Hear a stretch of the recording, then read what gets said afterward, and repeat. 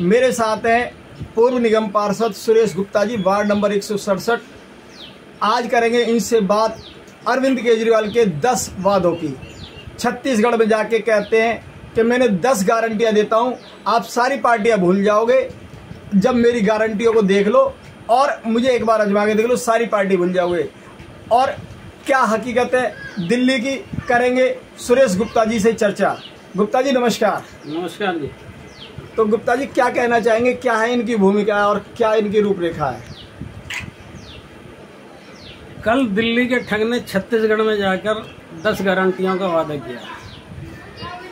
जिस तरह इस मुख्यमंत्री ने दिल्ली को ठगा, इसी तरह पूरे देश में घूम घूम कर अब छत्तीसगढ़ पहुंचा है और वहां की जनता को ठगने की कोशिश कर रहा है। मैं छत्तीसगढ़ की जनता से हाथ जोड़कर निवेदन करना चाहूँगा, उन्हें प्रार्थना करना चाहूँगा कि इस ठग के झूठे फरेबी झांसों में ना आए। इससे बड़ा ठग कोई दिल्ली में हो नहीं सकता। और इसने जो वादे किए थे दिल्ली में, उनका मैं बता दूं क्या वादा था। दिल्ली में इस वक्त कूड़े के ढेरों का वादा है, जल भराव का वादा है, एक हॉस्पिटल नहीं बना उसका वादा है, 500 स्कूल बनाने थे वो नहीं बने, 20 कॉलेज खोलने थे वो नहीं बने।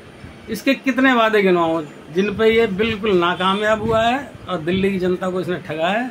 आपके छत्तीसगढ़ में आकर भी ये लोगों को गुमराह कर रहा है और लोगों को ठगने की कोशिश कर रखा है। ऐसे ठगों से सावधान रहें। छत्तीसगढ़ की जनता को मैं आह्वान करता हूं, उनसे हाथ जोड़ के निवेदन करता हूं कि आप लोग इस ठग के झांसों में ना आए और अपना वोट सोच समझकर ऐसी पार्टी को दें जो देश हित के लिए कार्य कर रही है। मोदी जी के कार्यों को देखते हुए आप भाजपा को वोट करें और भारी बहुमत से इस बार छत्तीसगढ़ में जिताएं।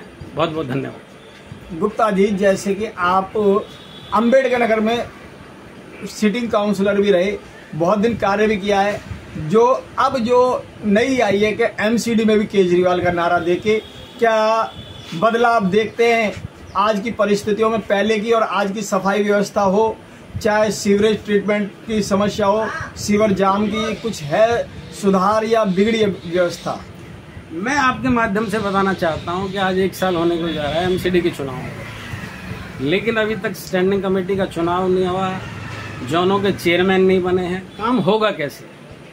ये लोग केवल झूठ और झूठ फरेब की राजनीति चला रहे हैं। दिल्ली के अंदर लोगों को झांसे देते हैं, फ्री की रेवड़ियां बांटने का। ये बड़ा अपने आप में गौरवान्वित महसूस करते हैं कि हम फ्री में बांट रहे हैं। यदि अपने घर से दे तो किसी को पता चले कि जनता के टैक्स के पैसे कैसे दुरुपयोग किया जा रहा है, ये कोई आकर देखे तो दिल्ली में देखे। क्या यहाँ पर सफाई व्यवस्था में कोई सुधार हुए? सफाई व्यवस्था का और बंटाधार हो गया। कल ही अखबार में आपने देखा होगा कि हर विधायक के, हर निगम पार्षद के घर के आसपास और उनके ऑफिसों के बाहर कूड़े के अंबार लगे हुए हैं। पहले 3 ढेर बताते थे, दिल्ली के अंदर के 3 ढेर हैं। दिल्ली में बड़े बड़े जो पहाड़ हैं, दिल्ली के पहाड़, अब आपको हर गली में ये पहाड़ मिल जाएंगे। इन्होंने हालत दिल्ली की ऐसी कर दी है कि दिल्ली को नरक बना के रख दिया है।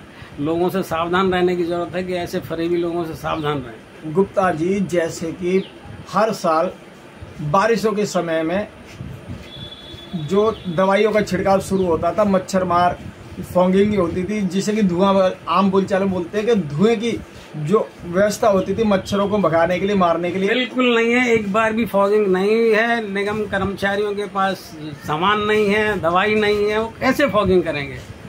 सब परेशान है। यहाँ तक कि इनके निगम पार्षद और जो विधायक हैं वो भी परेशान है। अभी इन्होंने विधानसभा में इन्हीं के विधायकों ने इसकी पोल खोल के रख दी कि दिल्ली में एक भी हॉस्पिटल नहीं बना है, दिल्ली में सफाई व्यवस्था लच्चर हो गई है।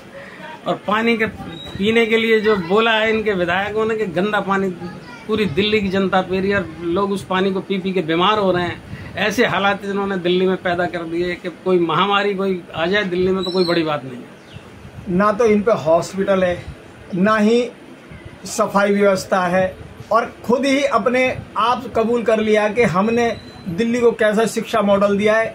जो दिल्ली विधानसभा का 2 दिन का सत्र हुआ, उस सत्र में ये सारी बातें इन्हीं के विधायक चिल्ला चिल्ला के कह रहे हैं कि हमने 9 साल में क्या विकास किए दिल्ली के अंदर। नगर निगम की हालत अभी ये कह के जान छुड़ा रहे हैं कि भाई हम अभी नए आए हैं, हमें अभी व्यवस्थाएं समझनी है और कहाँ पर क्या जरूरत है हम समझ रहे हैं और उनको ठीक कराने की कोशिश कर रहे हैं। इस बारे में आप क्या समझते हैं?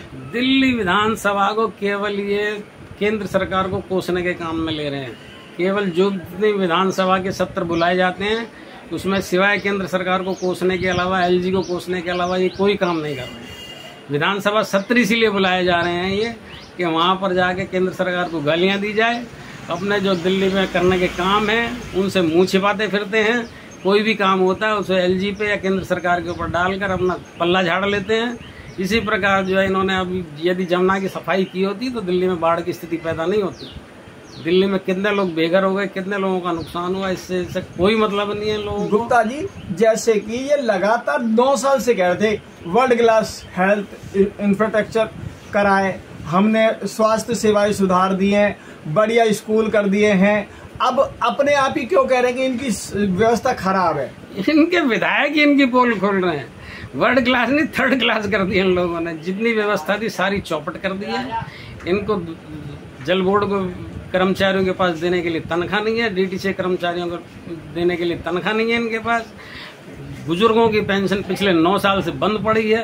क्या 9 साल में लोग 60 साल के नहीं हुए? लाखों लोग 60 साल की उम्र के इंतजार होके बैठे हैं और वो इंतजार कर रहे हैं कब पेंशन खुलेगी और हमारी पेंशन बनेगी। वो लोग बद्दुआएं दे रहे हैं इनको। बुजुर्ग लोगों की बद्दुआएं लग रही है सरकार को और बहुत जल्दी उनकी बद्दुआएं काम करेंगी और इस बार जो है लोकसभा के और विधानसभा के चुनाव में इनको मुंह की खानी पड़ेगी। धन्यवाद गुप्ता जी। मैं सुभाष, दिल्ली।